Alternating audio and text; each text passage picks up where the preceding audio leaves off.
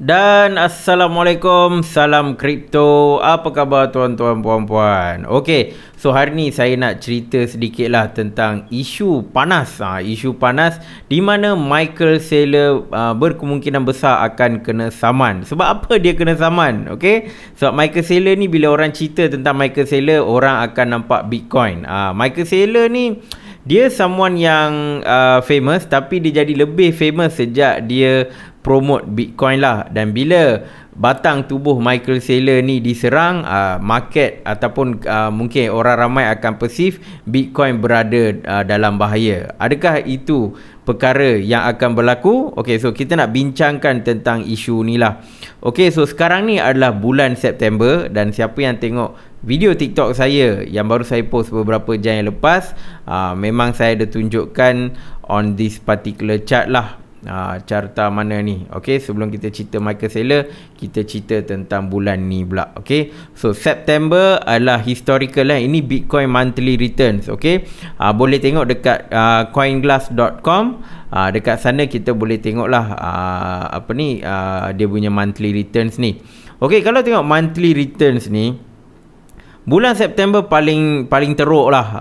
Paling teruk dalam banyak-banyak bulan September selalunya negatif. Okey, selalunya merah. And kalau kita tengok tahun lepas pun sama juga. Okey, Julai, Ogos kan, tapi September dia down. Lepas tu Oktober 39% lah dia naik. Lepas tu November, December dia start drop balik. Okey, so selalunya September ni adalah bulan yang tidak begitu cantik lah untuk Bitcoin. Okey, hanya pada tahun 2015 dengan 2016 sahaja yang di mana dia mencatatkan pertumbuhan positif. Okey, tahun-tahun lain bulan September memang merah belaka tuan-tuan dan puan. Alright, tetapi good news adalah Oktober selalunya hijau. Hanya pada tahun 2018 dengan 2014 merah, which is 2018 dengan 2014 ni adalah kita panggil bear market lah. Tahun pertama bear market. So kalaulah tahun 2022 ni adalah tahun pertama bear market, alright, mungkin Oktober pun merah juga. Mungkin. Okey, so kita nak tengok. Saya September ni memang kita boleh perceive dia merah lah. Kalau hijau memang alhamdulillah. Okey, tetapi historically memang dia akan menunjukkan merah. Kalau hijau dan diikut tahun 2016 2015 lah. Okey, tapi kalau Oktober ni, sebelum ni kalau kita tengok bear market 2018 2014, Oktober pun merah juga. Tapi kalaulah dekat sini Oktober dia hijau, memang cantik. Okey, tetapi boleh jadi Oktober ni menghijau. Sebab apa tuan-tuan dan puan? Sebab bulan November adalah bulan pilihan raya. Midterm election adalah sekitar sekitar bulan November lah. Boleh jadi Oktober, November dia akan naik. Alright, so itu on the Bitcoin punya ni lah. So ramai yang tertanya-tanya apa sebab dia kan. Okay, so orang kata September effect. Dia adalah satu teori di mana selalunya waktu bulan summer ni, dia summer ni sebelum September lah, Jun, Julai, Ogos ni tahun orang bercuti sakar kan, dia pakai banyak duit dan sebagainya. Lepas summer dah habis, alamak, dia tengok mana nak check out duit, jadi dia pergi jual dia punya saham. So tu jugalah dia orang imply dekat Bitcoin. Mungkin ada yang akan jual Bitcoin ataupun kripto for this September effect lah. Ada yang kata waktu tu sekolah baru nak bermula dekat US, jadi diorang nak ambil duit sedikit kan. Okay, itu saya nampak more on hujah on the retail side lah, which is bagi saya dia takkan effect banyak ni. Okay, bagi saya benda tu adalah teori. Okay, mungkin betul, mungkin tidak. Tapi yang saya lagi suka adalah praktis yang dilakukan oleh syarikat-syarikat besar di Wall Street, di mana orang panggil tax loss harvesting. Tax loss harvesting, ni tuan-tuan puan-puan boleh baca dekat Investopedia lah. Saya tak nak cerita banyak, nanti ada yang kata saya ajar macam mana buat tax loss harvesting pula kan. Tapi boleh tengok, maksud dia adalah timely selling of securities at a loss in order to offset the amount of capital gain tax due to sale of other security or at a profit. So dia mungkin ada satu investment yang dia buat, dia tengah meroket banyak duit. So dia nak offset kan dia punya profit sebab dia tak nak bayar cukai yang terlampau tinggi. So dia nak kurangkan pembayaran cukai. Jadi dia buat dia sengaja invest on asset yang bagi dia loss lah. So usually kenapa benda ini berlaku pada bulan September tuan-tuan dan puan? Sebab kalau kita tengok, mungkin tuan-tuan dan puan pernah bekerja dekat syarikat, selalunya bahagian account ataupun finance kata apa pun buat sebelum bulan Oktober dan sebagainya, sebab kita nak buat closing, alright. So kalau diorang terlepas September untuk buat tax loss harvesting, so benda tu tak dapat direkodkan pada bulan Oktober, November, Disember.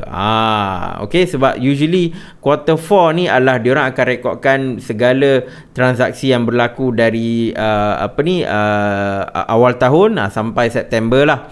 Alright. So kalau lah diorang miss September ni, diorang nak buat benda tax loss harvesting Oktober, November, Disember, dia dah terlambat.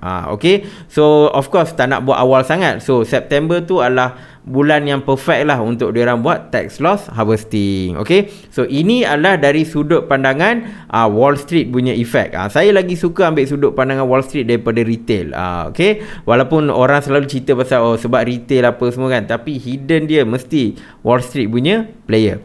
Okay. So since Bitcoin pun dia ikut pasaran saham, so most likely efek yang praktis yang Wall Street buat ni boleh imply kepada Bitcoin juga. Alright, so that's why bagi saya that's where kita nak cerita utama kita ni, which is pasal Michael Saylor. Dalam banyak-banyak bulan, okay, kita tengok dululah Twitter dia.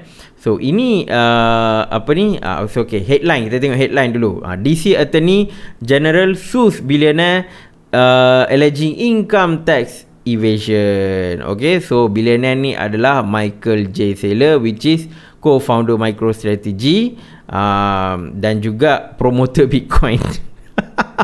Promoter tak rasmi Bitcoin. Alright, kalau tengok Twitter dia, tuan-tuan puan tahu hari-hari dia akan tweet tentang Bitcoin. Okay, so ini adalah Attorney General Carl A, tak tahu macam nak sebut, Resin ke apa kan. So dia kata, today we are suing Michael Saylor, a billionaire tech executive who has lived in the district for more than a decade but has never paid any DC income taxes for tax fraud. Okay, dia kata more than a decade, lebih 10 tahun Michael Saylor duduk dekat DC, Washington. Okay, tetapi tak pernah pun siapa-siapa terfikir nak saman dia. Tetapi pada bulan September tahun 2022, di mana bear market tengah memuncak, waktu itu adalah waktu terbaik untuk saman Michael Saylor dan dibuat pengumuman secara public. Inilah hidden dia. Dia boleh je buat secara tertutup. Usually kes saman-saman ni diorang tak akan declare secara open. Dia akan buat secara tertutup, dia hantar surat dan sebagainya. Bagi saya tak ada isu lah dia nak saman. Mungkin betul benda ni, bagi saya it's just kita panggil apa, tuduhan. Okay, dia perlu dibuktikan di mahkamah.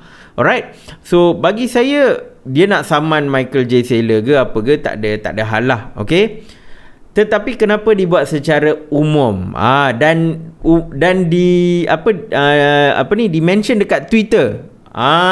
Umum satu hal. Tapi kenapa dia inform dekat Twitter? Dia post dekat Twitter sebab dia tahu Twitter adalah tempat di mana can move the market.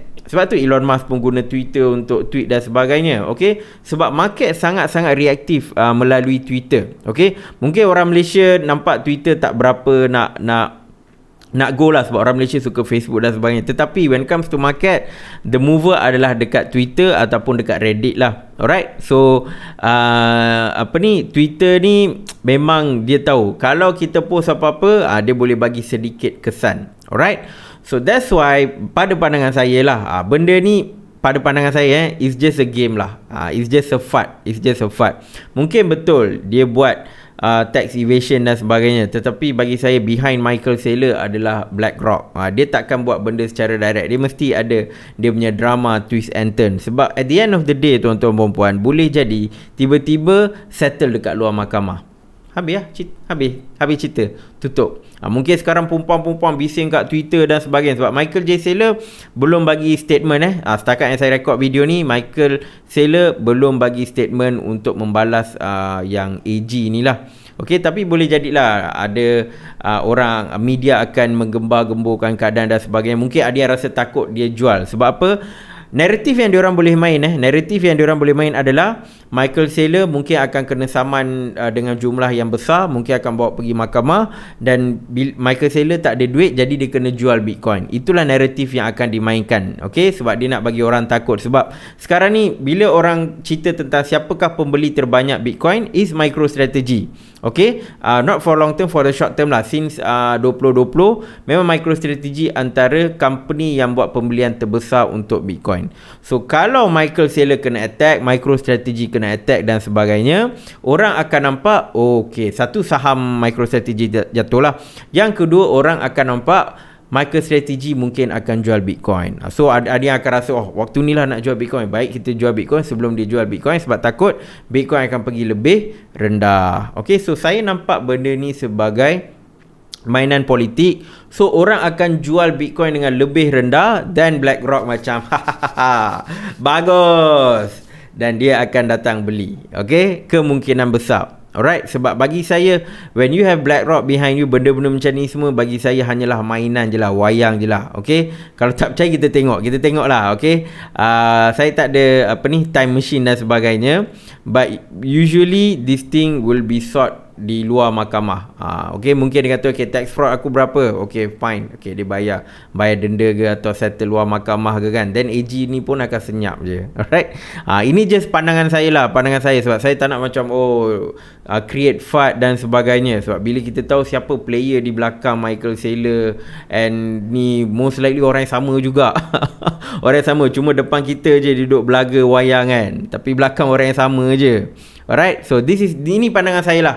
Ini pandangan saya tentang isu Michael Saylor kena saman. Mungkin dia akan dibawa ke mahkamah, mungkin ada perbicaraan, mungkin dia akan kena saman dan sebagainya. Tetapi pada pandangan saya, dia takkan efek Bitcoin kecuali melalui media lah. Media duk takutkan dan sebagainya. Tetapi apapun, kita kena tengok laporan yang akan dikeluarkan oleh MicroStrategy. Adakah mereka akan jual pegangan Bitcoin mereka ataupun tidak? Itu adalah fakta, sebab laporan is based on facts and figures. Tapi ini just bagi saya, based on apa yang saya analisa permainan media ni, dia lebih kepada creating the FUD. Sebab memang tujuan MicroStrategy atau tujuan Michael Saylor untuk promote Bitcoin dan sebagainya, of course nak dia pergi kepada harga yang lebih tinggi, so that dia punya company valuation pun akan naik lebih tinggi. Okay, and benda ni 10 tahun lebih dia tak bayar cukai. Kenapa dia orang tak saman dia awal-awal kan? Ni lebih kurang cerita macam SRP kena dengan SEC lah kan. Dah lama dah, lepas tu tiba-tiba at one particular time diorang akan datang nak saman. Benda ni semua kadang-kadang game ni kita kena baca jugalah tuan-tuan dan puan. Okay, so ini dia punya detail lah, apa yang dia duduk nak buat dan sebagainya. Okay, nampak tak seorang ni? It took you 10 years to figure out that he hasn't paid taxes. That's pathetic. Alright, orang pun nampak benda clear sangat. It's very clear, seolah-olah macam dibuat-buat. Okay, lain lah kalau dia kata sejak 3 tahun lepas Michael Saylor tak bayar, so kita nak saman. Okay, the time frame bagi saya okay lagi lah, 3 ke 2 tahun kan. Ni 10 tahun lebih kot. Bukan kita nak backup Michael Saylor, tapi cara diorang buat ni nampak sangat lah nak create FUD terhadap Bitcoin. Sebab mungkin ramai lagi yang tak bayar cukai kan. Okay, tapi dia nak aim Michael Saylor sebab dia tahu Michael Saylor ni sangat-sangat tight to Bitcoin. Dia nak orang takut. Dia nak mungkin follow orang investor-investor lain pun takut juga. Okay, so memang dia merancang lah untuk buat benda-benda ni. Okay, ini pandangan saya. Okay, apa pun kena tunggu macam mana case ni progress, sebab dia dah announce dah, and kita pun kena tunggu apa Michael Saylor akan cakap, and adakah benda ni dibawa ke mahkamah dan sebagainya. Kalau bawa pergi mahkamah, panjang cerita dia nanti. Apapun, saya tak nampak perkara ini akan memberikan kesan ataupun impact yang besar terhadap Bitcoin, kecuali hanyalah untuk menimbulkan ketakutan pada pelabur. Okay, so itu saja sedikit sebanyak perbincangan kita pada video inilah. InsyaAllah kita akan jumpa di dalam video akan datang. Assalamualaikum dan salam kripto.